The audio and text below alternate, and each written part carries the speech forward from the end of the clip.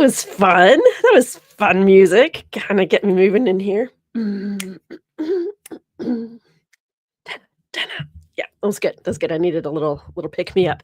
So you can probably hear my voice. I have a um, um, pollen, allergies. Allergies are getting me today, so just bear with me, please, on that.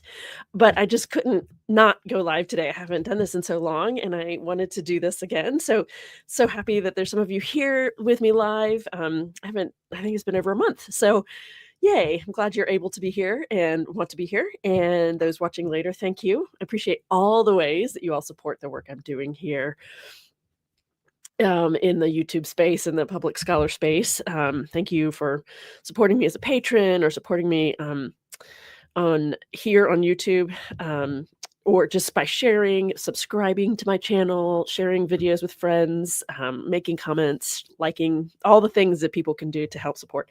I appreciate it all. Okay, so thank you for that. And if you haven't subscribed to my channel, I would love it if you would do that because it helps other people who are similarly minded to you to find what I'm doing. So my name is Dr. Jennifer Bird. I'm a biblical scholar, and I care very much about what people do with what they find in the Bible.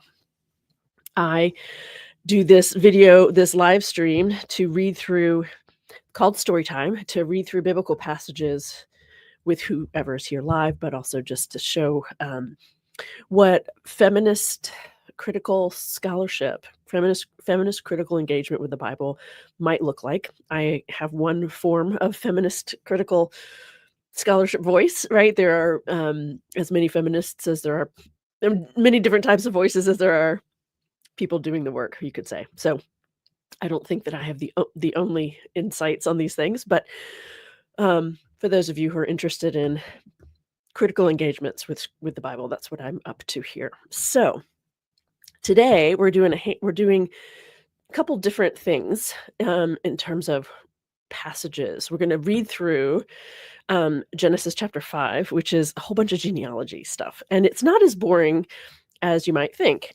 Just like the genealogies in the Gospels are not as boring, I think, as most people think. So we'll read through chapter 5, and then we'll read through chapters 6 through 9. But I'm going to do it a little bit differently. I have it linked, the top comment here, when we get to the flood story part. There is a document. Let me just go ahead and show you now what I'm talking about here. So there is a document. So I've updated my website a little bit to make things a little more clear where to find things. I'm working on it. So if you come to the scholarship tab here, clicking on books will take you to the books that I've written. There's also a separate page called editorials. Most of those are Huffington Post stuff that I did a long time ago, but it's still very relevant content. Interviews that I've been interviewed, and then general scholarship. And so this is where I'm putting things that I reference in the Storytime Live or in other videos that I might do. So that's awkward. Why is it? Okay. So if you go to the general scholarship section, you can scroll down, you can see these are all book chapters, journal articles. So this one is something I wrote. This is something else I wrote. Eve's Curse Revisited is something that just radically changed my view on Genesis chapter 3, the section where the woman is being cursed. Really helpful insight there. We have a chart comparing different orders of the Bible, like the biblical books in the Hebrew Bible. Have a different order or different collections, I should say, when you include the Apocrypha and so forth. But today there's a link here to a document with the 2 flood stories from Genesis chapters 6 through 9. Those are pulled apart. So I've already opened that in here in my browser. So I'll be reading not from the Bible, chapter 6 through 9, but I'm going to be reading from the 2 stories pulled apart. So we'll read each of the stories on their own. Yeah, so that's what we'll be doing. If you're interested in knowing where that all comes from when we get to it. So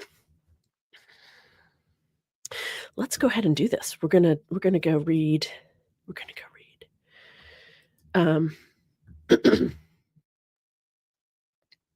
Genesis 5. Okay.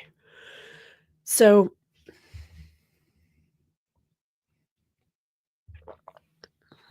um, let me see what this looks like over here.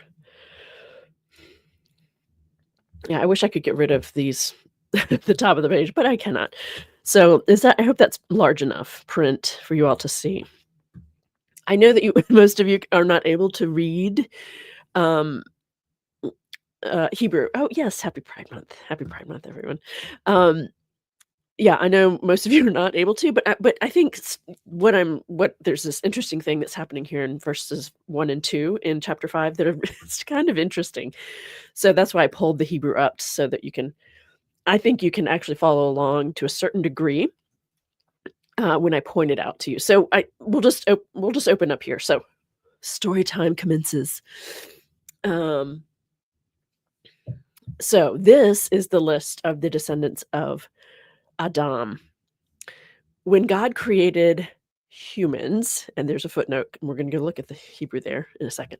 When God created humans, God made them in the likeness of God, or he made them in the likeness of God. I'm sorry, my little sweet girl is, Ma'at. She's fine, but she's needing attention. He made them in the likeness of God. Male and female, he created them, and he blessed them and called them humans when they were created. So, what's going on in the Hebrew is actually fascinatingly confusing on a certain level because what we have here is um, Sefer. So, this is the list or the writing. Toledot Adam. So, the descendants, the children, the descendants of Adam, right?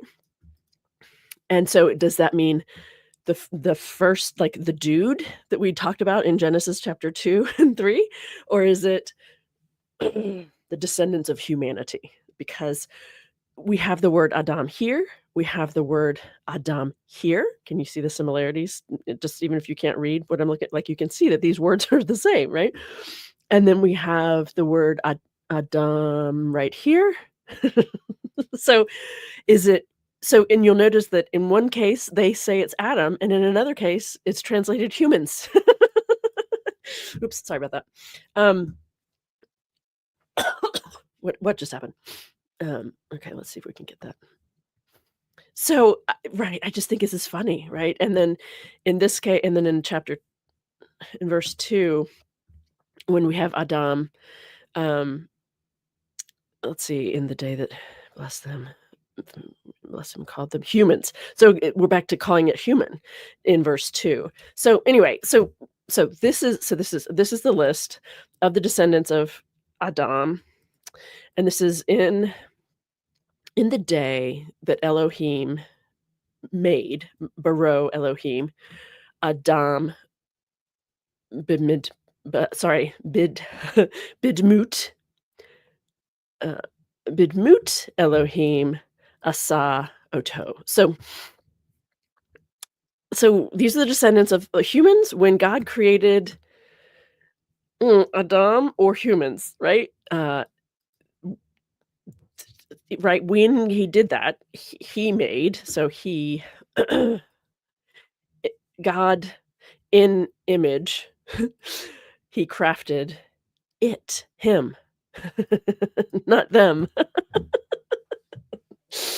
I just it's so the reason I'm doing this, right? Like, I don't know if you're tracking with what I'm doing or not, but the point here is that the language is so pliable just in this one verse. Are they ta you know?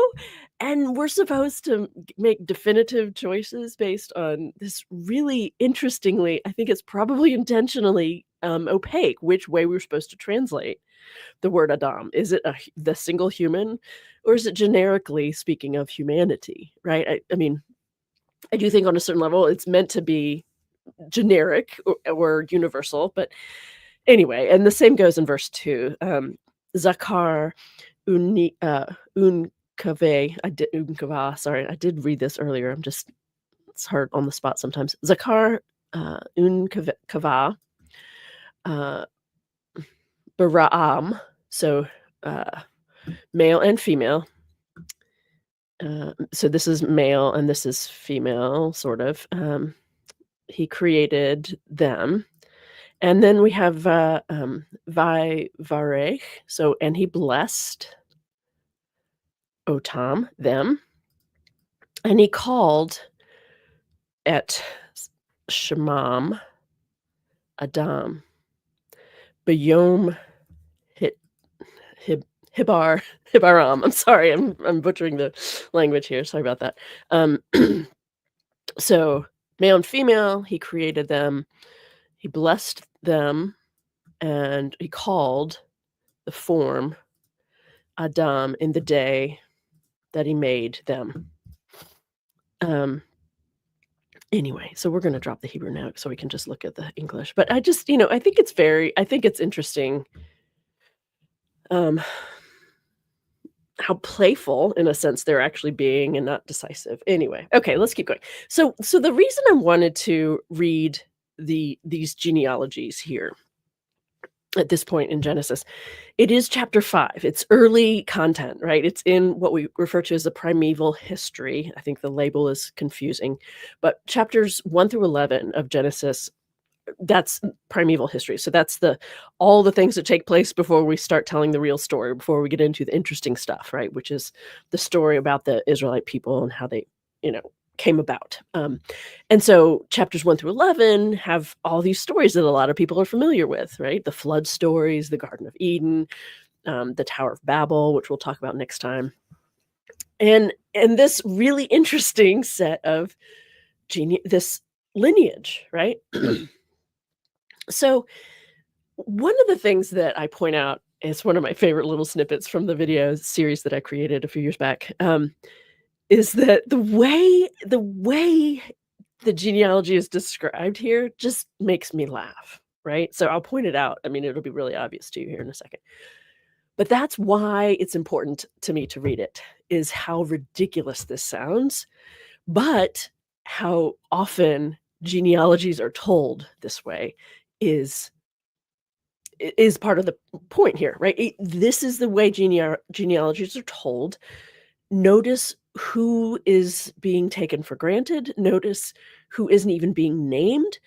What does that tell you about the role that people expect of the people who aren't being named? It's really powerful, even though it's an omission, right? The omission is also sending a signal. So again, I'm sorry about my sweet cat. She's fine. She's not hurt or anything, but she sounds very sad right now. So let's keep going. When Adam had lived 130 years, he became the father of, magically, right? Became the father of a son in his likeness, according to his image, and named him Seth. Hi, do you want to join us? The days of Adam after he became the father of Seth were 800 years, and he had other sons and daughters. Thus all the days that Adam lived were 930 years, and he died. We don't have a woman named here. I mean, according to the storyline, it's Eve, but it's not necessarily the case, first of all, right? Could be that there's another woman involved. This is not historically accurate to begin with. But so the point is, we don't even know which woman he's impregnating. Let's keep going because it builds, because it happens so many times. When Seth had lived 105 years, he became the father of Enosh. Dun, dun, dun. Like, just became a father. As if there isn't 9-ish months of hard work that a woman's body is doing and putting her through. He just becomes a father. Seth lived after the birth of Enosh 807 years and had other sons and daughters. Thus, all the days of Seth were 912 years, and he died. When Enosh had lived 90 years, he became the father of Kenan. Enosh lived after the birth of Kenan 815 years and had other sons and daughters. Thus, all the days of Enosh were 905 years, and he died. It's funny, too, because if they start procreating at 100, but they live for another 800? Like, how many more children are we talking about here? I mean, I'm assuming it's gonna be a lot. Anyway, um, we just did Enosh, right? When Kenan and that's the other part, right? Where are we in the it's just the same words over and over, just with new names, right? When Kenan had lived 70 years, oh, so he was quite young, he became the father of, magically, Mahalalel, excuse me, Mahalalel. Kenan lived after the birth of Mahalalel 840 years and had other sons and daughters. Thus, all the days of Kenan were 910 years, and he died. When Mahalalel had lived 65 years, he became the father of Jared. Mahalalel lived after the birth of Jared 830 years and had other sons and daughters. Thus, all the days of Mahalalel were 895 years, and he died.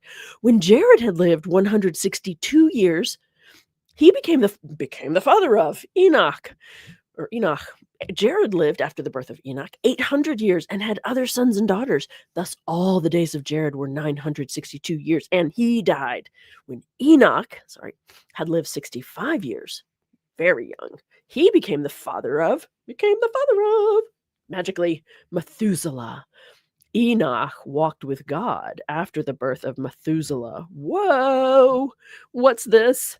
300 years. Sorry, I keep moving the the cursor, and had other sons and daughters. Thus, all the days of Enoch were 365 years. Enoch walked with God, in case you missed it in the previous verse, or in verse 22. Then he was no more, because God took him. What? What's happening here? So we do have Enoch plays a role in a Newer Testament writing, and or is mentioned, I should say, and there are writings attributed to Enoch that are extra biblical, but around the same time frame as the biblical texts were being written. Interesting little difference. He walked with God, and God took him. Does that mean he just ascended in front of everybody? Does that mean he disappeared? Nobody could bury him, so they just did he run off? I don't know. I'm just being silly, but it's an interesting thing. The other thing I want to point out, and I am going to keep reading through the list, but the other thing I want to point out is, sure, when it's repetitive like this, that makes it easier to tell and retell and pass along to the next generations. I get that. I honestly do get that. But, it's this subtle, not so subtle thing that it's all about the men. You can't do this without women, but none of them are being named, much less given any kind of credit. Someone became a father. Really? Well, yes, I know that was a lot of hard work for you, becoming a father.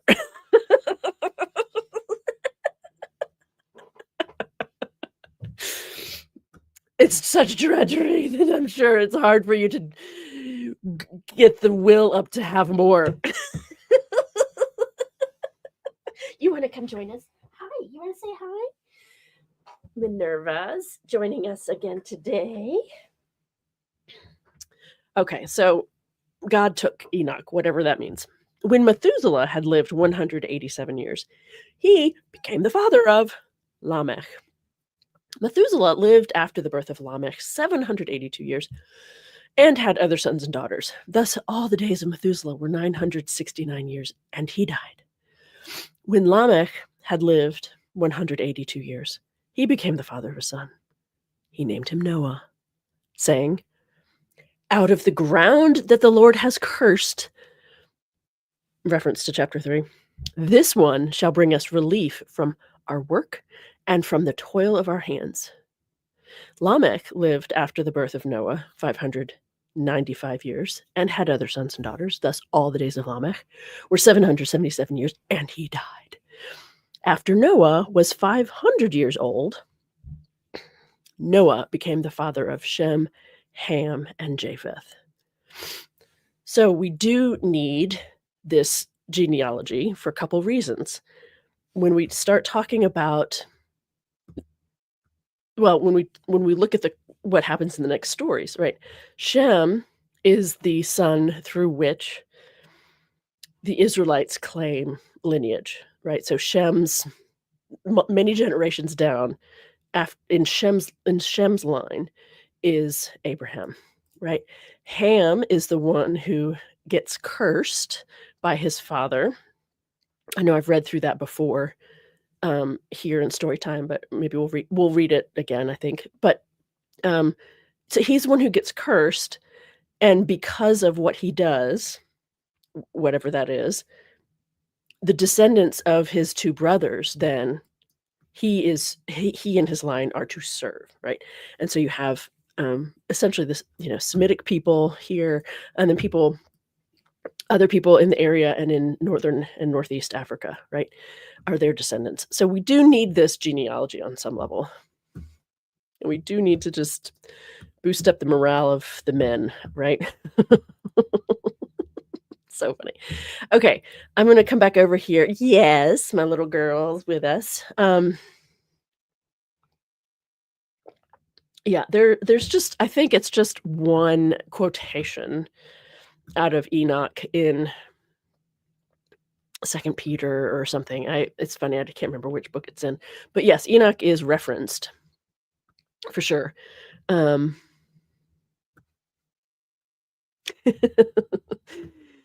Yeah. Yeah, I'm just gonna throw this up here. Yeah, this was a bunch of men with toxic masculinity. Yeah, and that's the point, that I do in a general sense want to highlight, right? Patriarchal cultures doing what they do, but because this kind of a thing happens throughout from not just here in Genesis, but anytime you talk about lineages and children being born and, you know, all these things, even and in a sense, the genealogies of Jesus in Matthew and Luke are even worse because Matthew's genealogy has I should know the number off the top of my head, 42, 42 men named with 4 women, uh, named or alluded to. Luke's genealogy has 76, just men named. That's it. So, when it comes to this whole what is the material reality of these biblical texts? In what way do what we see in the Bible in what ways does that still play out in our world? One of the very strong but subconscious messages that we're getting, right, is this thing that it's all about the men. Even when it comes to childbirth, the very thing men cannot do, right? The thing they cannot do, and it's all about them. I just put that together for myself, like, out loud for myself for the first time. I'm like, "Yeah, that's just funny." Okay, excuse me.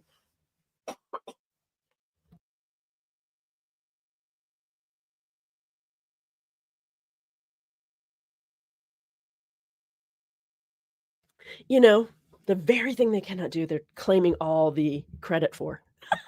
It's just great. Like, who does that? Okay, we're gonna read the opening of chapter 6 here from the Bible, and then I'm gonna go over to the document that I have with them pulled apart. So the opening lines here, "The wickedness of humans. When people began to multiply on the face of the ground, and daughters were born to them. Dun, dun, dun. The sons of God saw that they were fair, and they took women for themselves of all that they chose. Then the Lord said, My spirit shall not abide in mortals forever, for they are flesh. Their days shall be 120 years." Sorry. That's my aunt saying hello. Hey there, cute girl. Hey there, precious. Their days shall be 120 years, cutting it off. The Nephilim were on the earth in those days, and also afterward, when the sons of God went in to the daughters of humans who bore children for them or to them. These were the heroes that were of old, warriors of renown. I did a stream on this basically, except I don't like dealing with this kind of stuff. Like, really kind of what is that all about? Where are the Nephilim and blah blah blah. Some people are really into it, and that's great. Go join them. Go have conversations with them about it. I'm not as interested in this as just noticing, right? We have great warriors that who apparently are much stronger or larger, and are there people groups who are taller, larger, Amazon women kinds of things, but with men, like sure, I don't know, sure. And so we have stories trying to explain this, right? Where do they come from? Oh, their stock must be, you know, from out of this world or whatever, right? So we're gonna go over and we're gonna keep reading, but now we're gonna do the flood stories. So, let me see how that goes. I know, honey. I know. Oh, I know. Oh. Let's see. The Lord does one of them start with the Lord saw? Hang on. I yeah. All right. So so the one that starts chapter 6 is the Yahweh version. So what this means is the two different versions of the flood story that we have in chapters 6 through 9 are just, a couple verses at a time. They're woven together. I'm so sorry, you all. Hi. Hi, come here. Okay, I know you don't need. I know. Okay. Kitties. They're woven together. So, um, so you don't really. It's just confusing, really, if you read it in the Bible because you're doing the same thing over, and maybe slightly differently than we just did a couple verses ago. So I think it's more helpful to do it this way. So in one version, God is referred to as Yahweh or Elohim, and in the other, it's uh oh, let me get this straight here. Let me just get straight what I'm trying to talk about. It's a good idea, huh? Yahweh, Elohim, and Elohim, right? do, do, do. Verse 5. So Elohim. Okay. Yeah. So one is just Yahweh and the other is Yahweh Elohim. Okay. So we're going to start with the Yahwist version. That in the Hebrew, all you see is the tetragrammaton, Yahweh, which is sometimes pronounced Adonai to avoid pronouncing the holy name of God. I don't really feel I do respect if I'm in a space where I know I need to respect that, I will, but I don't have a hard time saying Yahweh. So this is the opening and then parts of the rest. So here we go. Here's the Yahweh version. So I asked my students actually in my intro course to the Hebrew Bible to read through this version instead of in the Bible. And some of them I think don't get what I'm asking. And some of them really don't understand. This is exactly what's in these 3 chapters, but just separated. And it's really interesting how so when I give them a chart, I'm going to stop sharing that. I'm going to go over and show you the chart really quickly before we move on. Gems about Genesis chart. So they're I asked them to do this with the 2 creation stories to compare and pay attention to like how many days are involved, what is God called, all these different things so that you can see 2 different stories doing 2 different things. And then again for the flood stories, there's an Elohim version and Yahweh. What's the reason given for why God decides to destroy the earth? Are there directions included for how to build the ark, right? How many animals are taken into the ark? Most people, I'm sure many of you are aware of this, but most people don't realize it's a different number for each story. How long does the flooding of the face of the earth last? Is it just 40 days?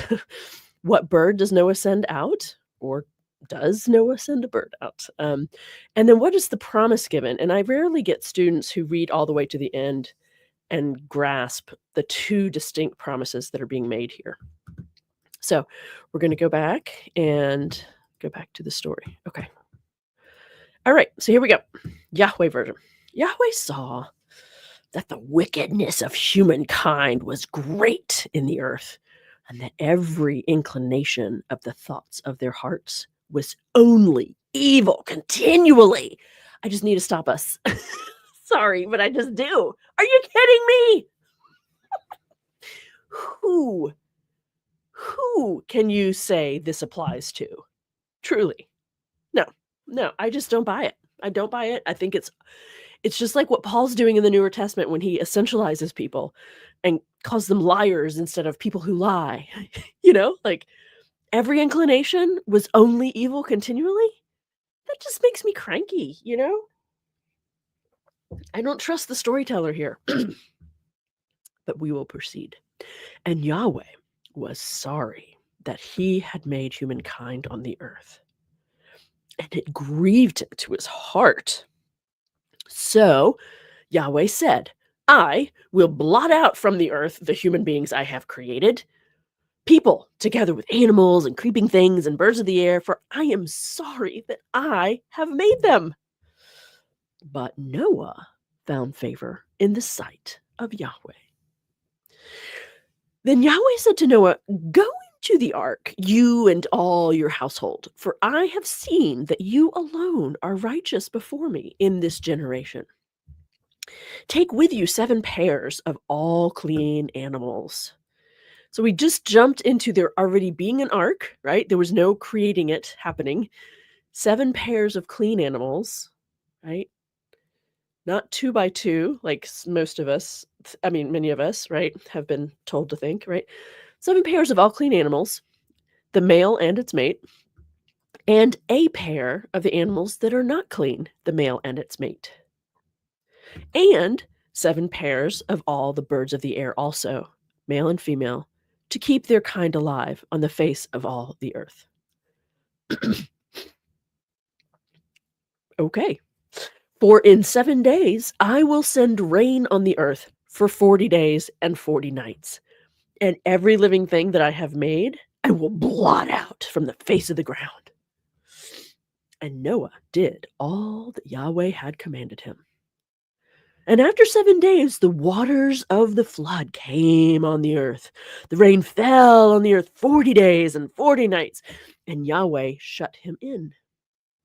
The flood continued 40 days on the earth, and the waters increased and bore up the ark, and it rose high above the earth. Everything on dry land in whose nostrils was the breath of life died.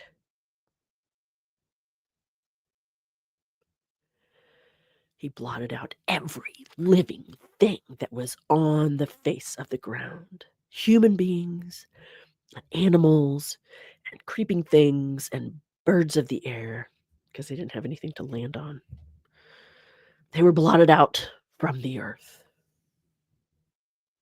Only Noah was left, and those that were with him in the ark. The rain from the heavens was restrained, and the waters gradually receded from the earth. And at the end of 40 days, does that mean an additional 40 days? Noah opened the window of the ark that he had made and sent out the raven. And it went to and fro until the waters were dried up from the earth. Then he sent out the dove from him to see if the waters had subsided from the face of the ground. But the dove found no place to set its foot.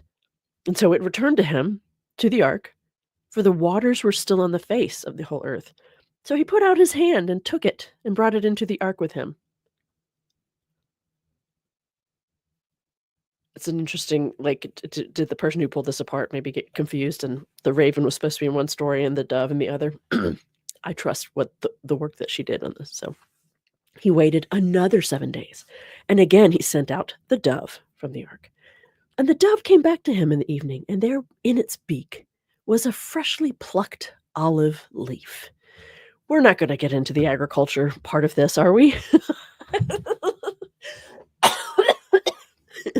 That it's going to take years for that to be possible if what they just described took place, right? Okay, we're not going to go there because this is just fantasy. So Noah knew that the waters had subsided from the earth.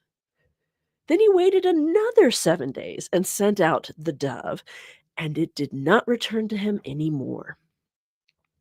And Noah removed the covering of the ark and looked and saw that the face of the ground was drying. Then Noah built an altar to Yahweh and took of every clean animal and of every clean bird and offered burnt offerings on the altar. So we can't take from the unclean, basically. We only had one pair, right? And when Yahweh smelled the pleasing odor, Yahweh said in his heart, I will never again curse the ground because of humankind. For the inclination of the human heart is evil from youth, nor will I ever again destroy every living creature as I have done. As long as the earth endures, seed time and harvest, cold and heat, summer and winter, day and night shall not cease. So this is the story that promises the cycles of the year, right? No mention of a rainbow, right? I'm not going to curse the ground anymore. So this is about the agricultural people, right? And the needs that they have. And so we have a story that says that in spite of all of our whatever, our mess as humans, God will always provide, literally, for us for food. Okay, let's go back to the Elohim version.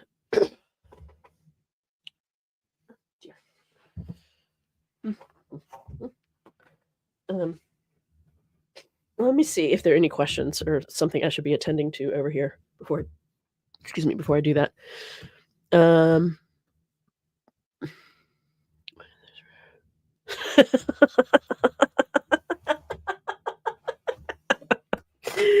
That's good. One of those rare saltwater olives. Exactly. Yep. Okay. Doves and ravens are both intelligent species of birds. Yes, they are. Yes, they are. In particular, ravens and crows are stunningly, just impressive. Let's see. Oh, yes, this is important to point out. To be honest, I wasn't aware. I haven't read it in a long time and didn't pay attention to that. So both the dove and raven are in the Gilgamesh flood. Why would they not both be in this version? Yeah, no, great point. But yeah, okay, yep. All right, so we're gonna go read the other story. Let me make sure I'm sharing. It's already sharing. Okay.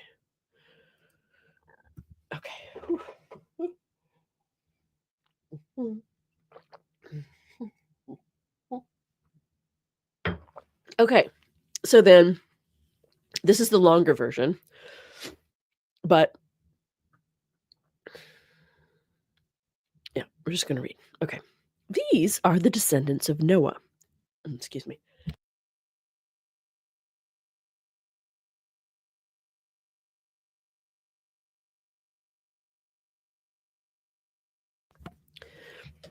Noah was a righteous man, blameless in his generation.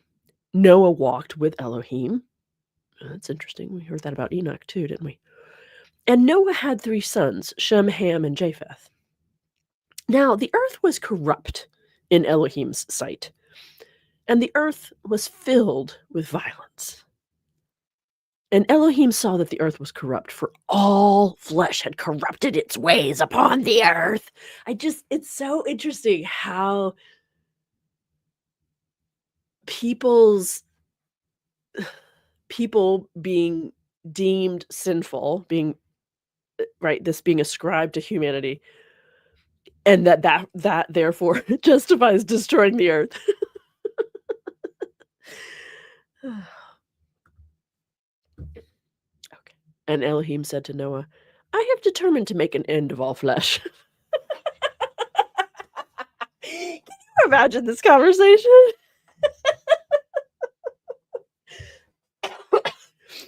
I have determined to make an end of all flesh, for the earth is filled with violence because of them. Now I'm going to destroy them along with the earth. Make yourself an ark of cypress wood. Make rooms in the ark and cover it inside and out with pitch. This is how you are to make it. The length of the ark, 300 cubits, its width, 50 cubits, and its height, 30 cubits. Make a roof for the ark and finish it to a cubit above. And put the door of the ark in its side. Make it with lower, second, and third decks. For my part, I'm going to bring a flood of waters on the earth, to destroy from under heaven all flesh, in which is the breath of life. Everything that is on the earth shall die.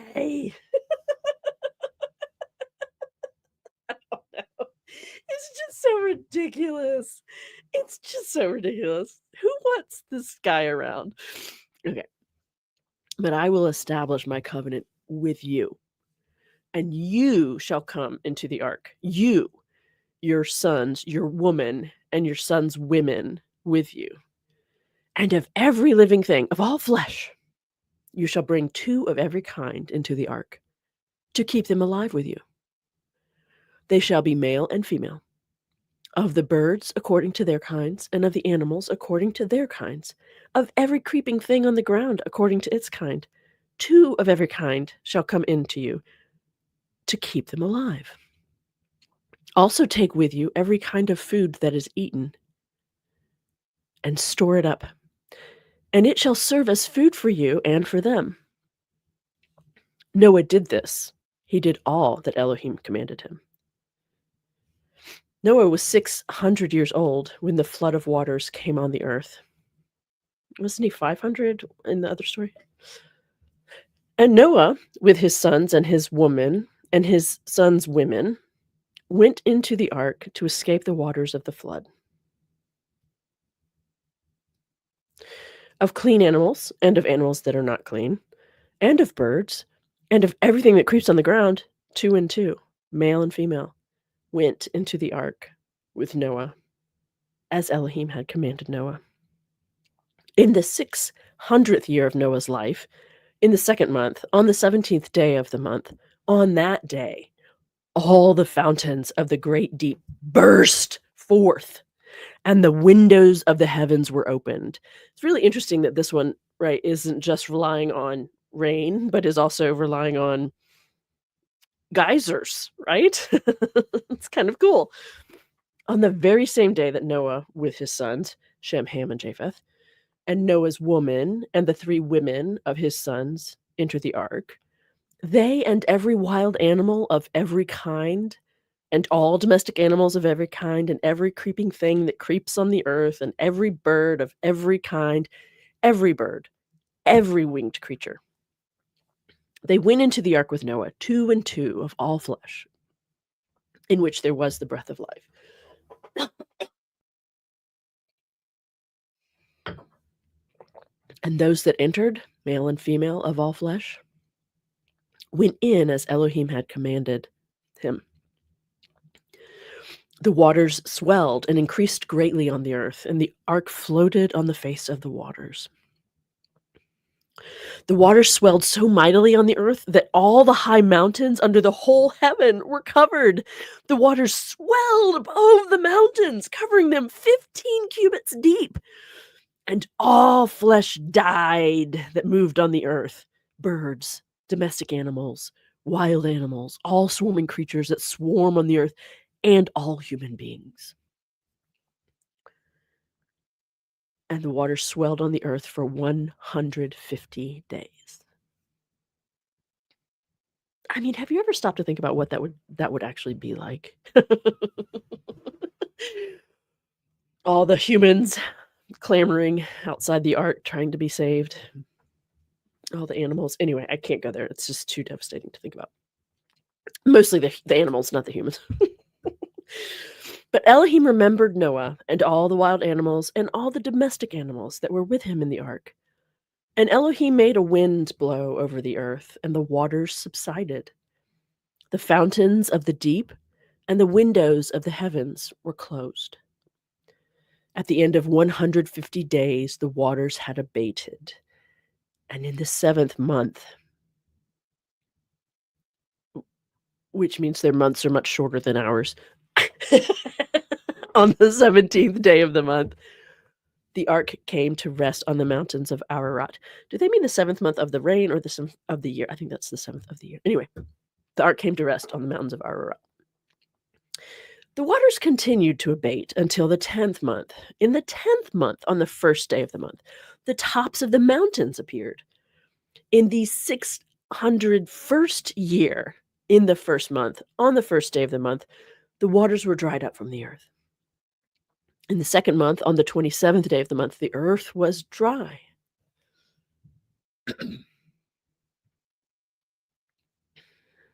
Took 60 days to or 40 days, however long their twice whatever their month long is, to dry. Then Elohim said to Noah, "Go out of the ark, you and your woman, and your sons women with you.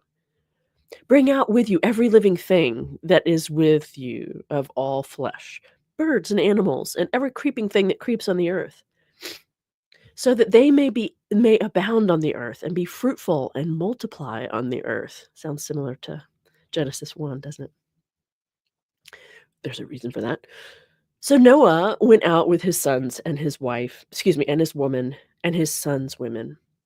And every animal, every creeping thing, and every bird, everything that moves on the earth went out of the ark by families.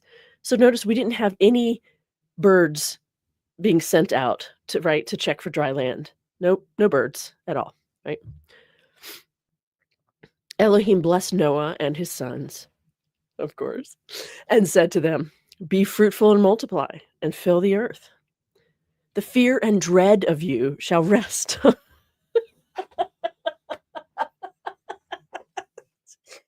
I just can't handle this. This is not a blessing.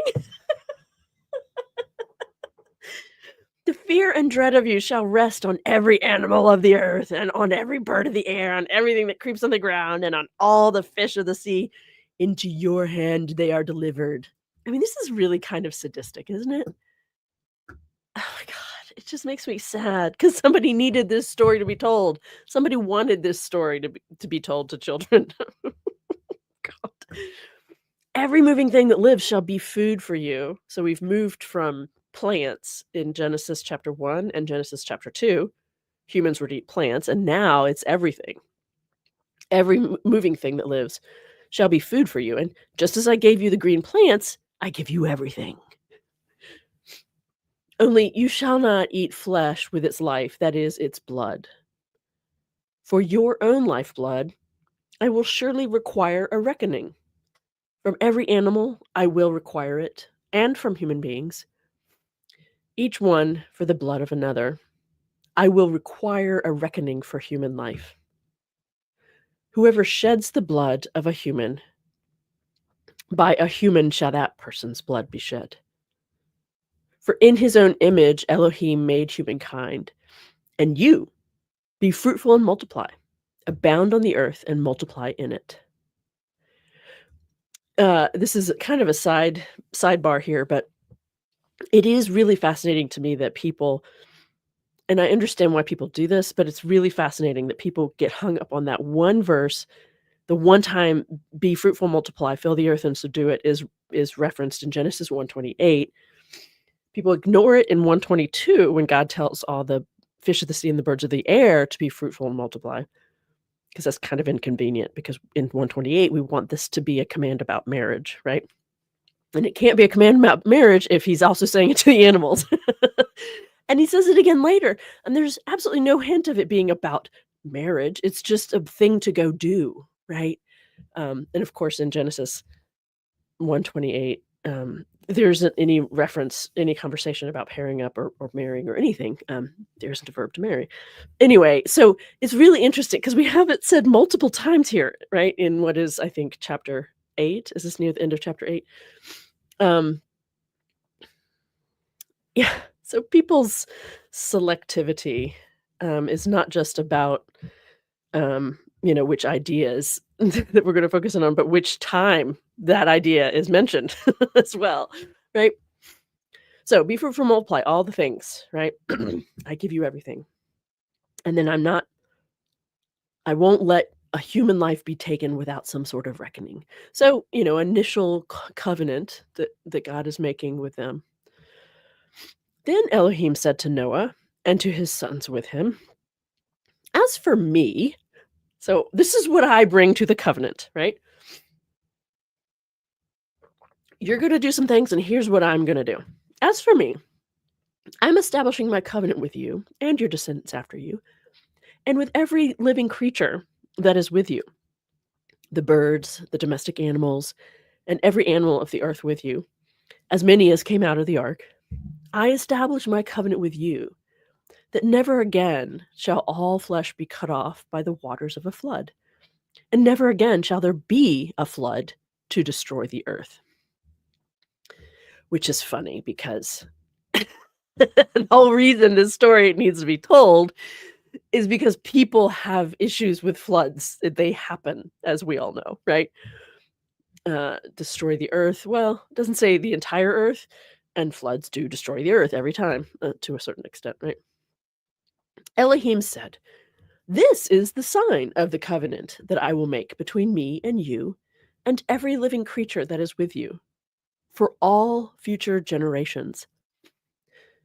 I have set my bow in the clouds, and it shall be a sign of the covenant between me and the earth. When I bring clouds over the earth and the bow is seen in the clouds, I will remember my covenant that is between me and you and every living creature of all flesh. And the waters shall never again become a flood to destroy all flesh.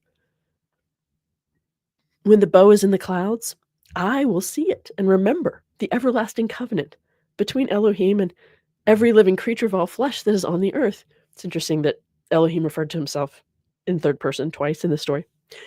Elohim said to Noah, "This is the sign of the covenant that I have established between me and all flesh that is on the earth." And how delightfully, I don't know what, but what a beautiful adaptation, right? That the pride flag is a rainbow flag. Because this one thing, this one line, I'm not I get I'm taking something entirely out of context, okay? But this one line is really lovely. "This is a sign of a covenant I've established between me and all flesh." Like, this is good. All these things are good, right? Mm, yeah. So the rainbow is only in this version. The 2 by 2 is in this version. 150 days though, different days, number of days. Yep, there's all that. Um, Interesting. Um, yeah.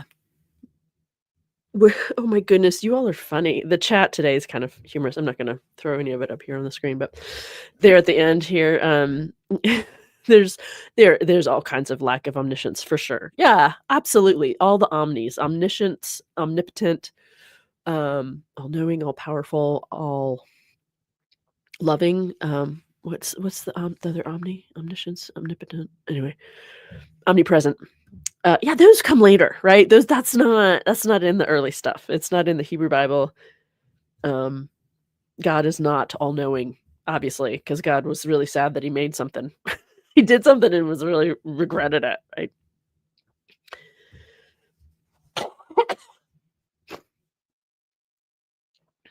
The bow works to represent the full spectrum of life on Earth. It does indeed. Especially, I mean, it is like going into scientific mode a little bit, right? I mean, the whole idea of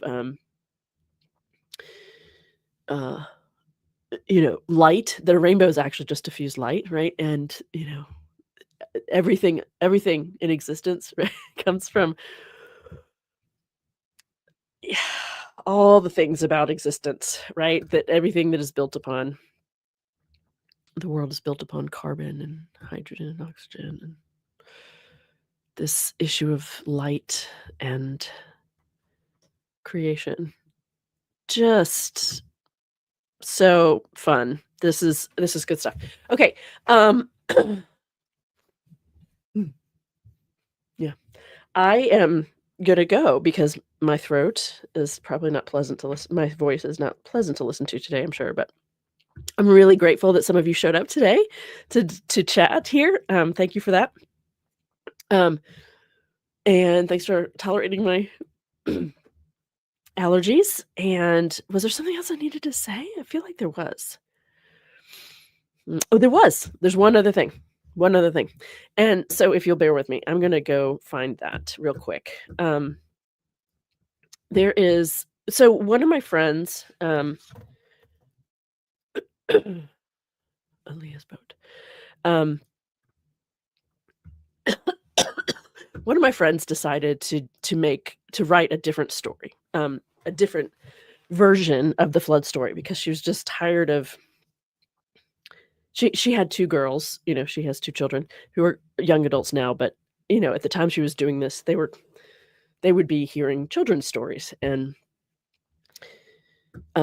she decided to write a different version of the flood story. So I'm actually gonna read that. I have asked her in the past if I could share it with other people. I share it with my online students. Excuse me a second.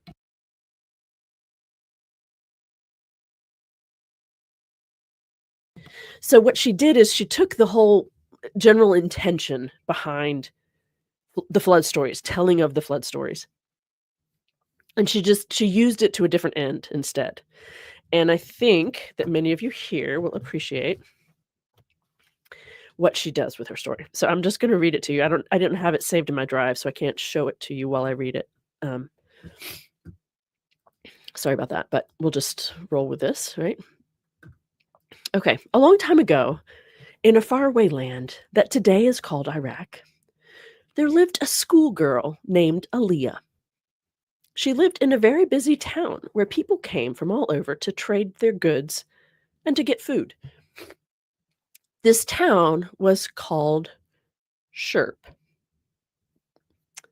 Aaliyah had everything a young person could ever want: family that loved her, friends to play with, books to read, a house that kept her warm in the winter and cool in the summer, clothes for school, dressing up and playing in, and plenty of delicious food to eat.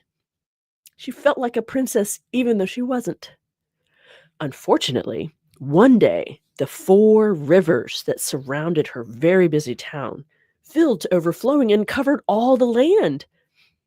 The birds flew up as high as they could go. The horses ran up to the mountains, and the dogs and cats went up to the tops of their houses. Obviously, she's doing an American thing here, but that's okay.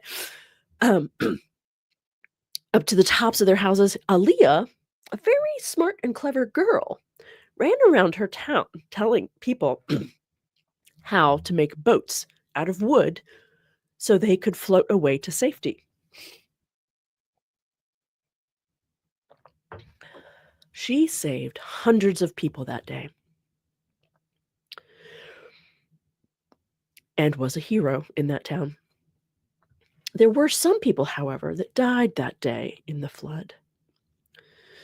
Because of the sadness felt by all the people in the town, and also because of Aaliyah's amazing courage and wisdom, nobody has ever forgotten her story. For 5,000 years, people have been telling and retelling Aaliyah's story, but you probably haven't heard it before like that. As people spread around the earth and ideas about life and the universe develop, Aaliyah's story changes. Each time the story is told, it gets bigger and bigger, more dramatic and colorful, and sometimes it even gets a little scary. A lot of the stories even change Aaliyah from a girl to a boy. Sometimes the stories have the people saved in reed plants that grow in rivers. Other stories have the people saved in boats bigger than your house. In those stories, the boat is usually called an ark, which only means a very large boat that is very safe. Let me tell you that story. It's called Noah's Ark. See, this is one of those stories that uses a boy as a hero instead of a girl. Noah was a very special man. He loved his family deeply, and he cared for the earth with a deep love and respect. He watched the stars in the sky too, and sometimes he felt like he could hear the stars and the earth talking to him. He heard this more in his heart than in his head. One day he heard in his heart that there was going to be a flood. A flood, he thought. And just like Aaliyah, he thought of ways he could save those he loved. He imagined a boat so big that it could hold he could hold inside of it everyone he knew, and all the animals that he loved too. So he quickly got to work doing construction on this enormous boat called an ark. He built it for weeks and weeks, days and days. Strangers walking by and even some friends of his walking by would laugh at him and call him silly for thinking there would be such a flood. Nobody had ever seen a boat that big before, and so they didn't understand. But Noah knew deep inside of him that he was doing the right thing. He thought to himself, even if I'm wrong and the flood never comes, at least I did the most loving thing I could do.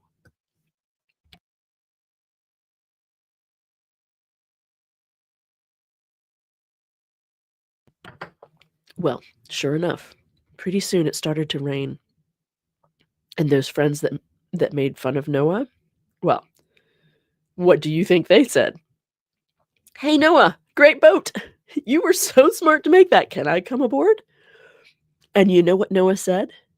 "Of course you are welcome. I made it with you in mind." Everybody that Noah could round up, and at least 2 of every animal that he knew of, came aboard that ark of his. The rain kept coming, and pretty soon there was enough water under Noah's boat that it started to float. They were sailing all over the world. The oceans got bigger, and the land got smaller, and pretty soon there were only mountain tops left.